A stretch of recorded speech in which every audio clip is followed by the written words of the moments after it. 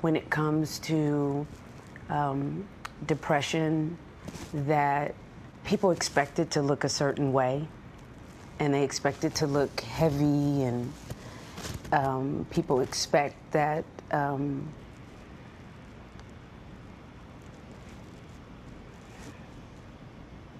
It's okay.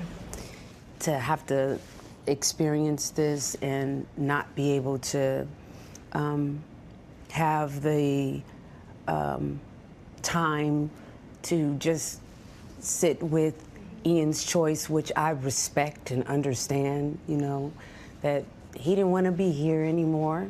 And that's a hard thing for other people to receive, because they did not live our experience, did not live Ian's journey.